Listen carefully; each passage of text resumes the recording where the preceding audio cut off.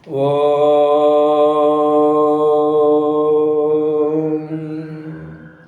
ஸ்ரீ குருப்யோ நமக.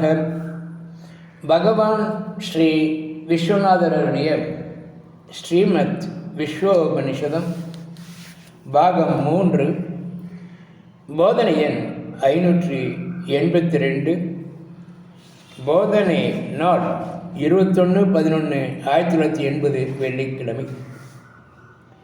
திடப்படவே சூழ்நிலைகள் மாறி அமைகின்றன.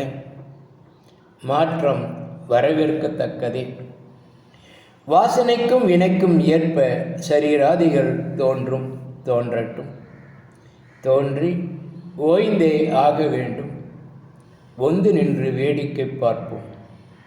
நம்மை தொடாது என்ற நிச்சயம் மட்டும் மறவாமல் இருக்கட்டும். நான் மாற்றமற்ற சாட்சியே, நிர்விகாரியே, அறிவே. அறிபடுபொருள் மாறி வருபவை. தோற்ற மாத்திரம் கற்பிதம். ஓயும் போது ஓயட்டும். ஓயாமல் ஆடினால் தான் சாட்சிக்கு என்ன? ஓயாமல் ஆடினால்தான் சாட்சிக்கு என்ன? ஓயட்டும். சாந்தி.